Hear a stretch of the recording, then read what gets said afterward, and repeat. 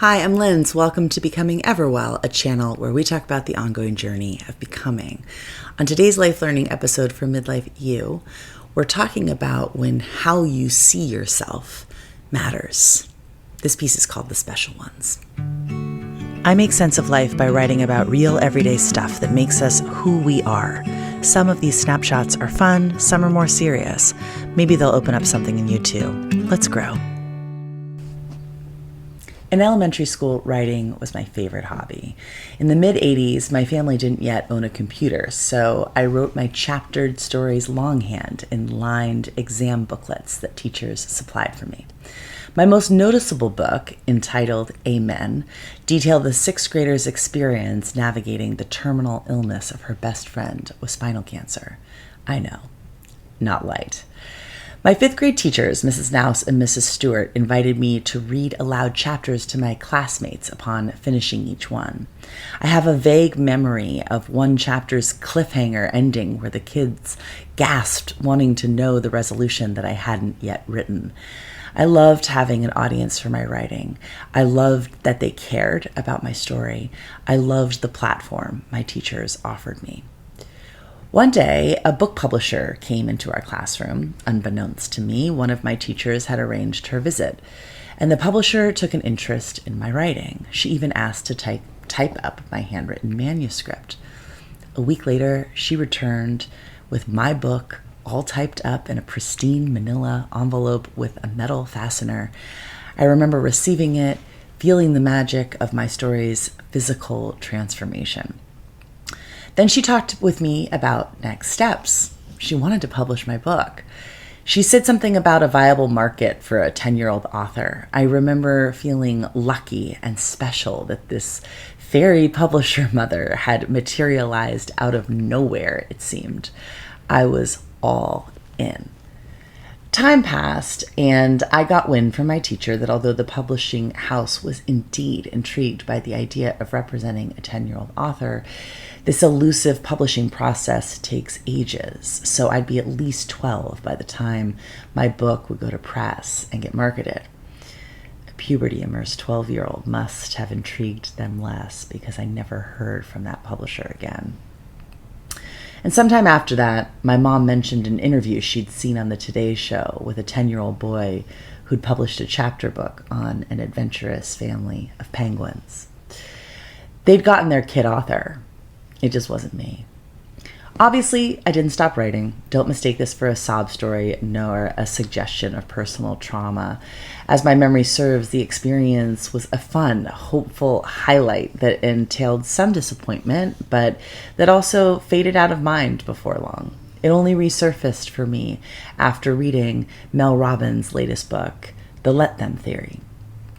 One of my takeaways from Mel's book is this. Research shows that everyone, and I mean everyone, you, me, and them, thinks that they are an exception. In her research with neuroscientist Dr. Tali Sharrow, Mel writes that, quote, people believe that warning labels, threats, and known risks do not apply to them, end quote. In other words, we all consider ourselves special. Since learning that, my mind's been noodling on this simple notion that if we all think we're special, then actually it could be argued that none of us are special. Kind of a dark thought, but let's go there. I conjured up a few experiences of my own when I was sure I was special, but then surprisingly discovered that to the contrary, I'm not special. Like thinking that my special brick and mortar business would survive the pandemic's chokehold, but then it didn't. Or like thinking that my aging body would maintain its younger shape and strength even without regular exercise, but then it hasn't. Or like thinking my writing was so special that I could become a plucked from obscurity published author as a kid, then not getting chosen. The list of my lack of specialness is extensive. So that's a downer of a reality check. I'm ordinary, as are you and everyone else. But despite the notion that we all could be ordinary, I wonder, If one chooses to think they're special, even if objectively they're not, what might that mindset enable them to do, create, unearth, accomplish, or experience? For instance, if I didn't think I were special, would I ever push myself to take risks? Would I have any shred of individuality? Would I still be writing? Would I still believe that I can publish a book? Would I put myself in front of audiences to speak? Would I have the courage to teach? Would I ever share my ideas? Would I introduce myself to new people? Would I have any goals or aspirations? And on the flip side, if I approach the world thinking that I'm ordinary, I wonder if I'd get complacent, take a back seat to life, and acquiesce to ease. Would I assume that I don't really matter and therefore not bother to invest in this human experience or the humanity that surrounds me? When I reflect back on my life, one punctuated with a happy, love-rich childhood, I have most certainly garnered the sense from my parents, a few teachers, a few friends, and from my kids that I'm special. Not in a way that's inspired arrogance or elitism in me, but in a way that has given me courage to sense the value in myself, courage to exercise particular skills, and a desire to make a positive mark. And when I think about my perspective as a parent, I undoubtedly see and uplift the special in my kids. I believe and know that each one of them is special. I wonder, maybe being special is an ordinary part of everyone's biology, like you have a nose, lungs, a beating heart, and some special. Perhaps it's just not an obvious part of our anatomy. Perhaps we all need a few observant loved ones to see our special and help shine light on it, even if objectively our special isn't greater than anyone else's special, because it seems to me that it takes a dose of feeling special to feel worthy of taking up space, to have confidence, and to have an inner foundation of hope.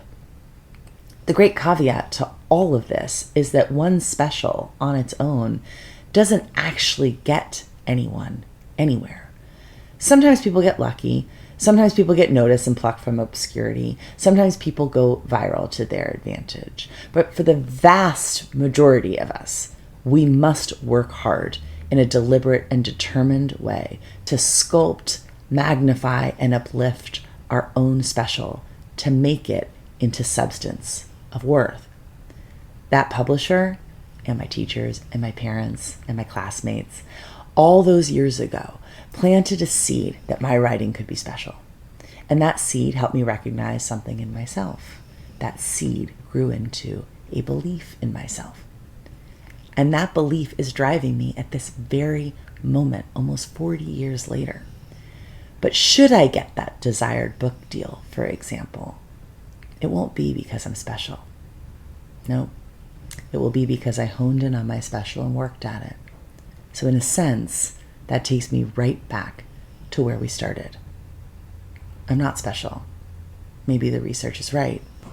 Regardless, I for sure prefer to live amongst people who consciously or subconsciously consider themselves special and therefore stretch themselves artistically, athletically, and intellectually, because their special creates the colors, flavors, and textures that my emotional center needs to thrive.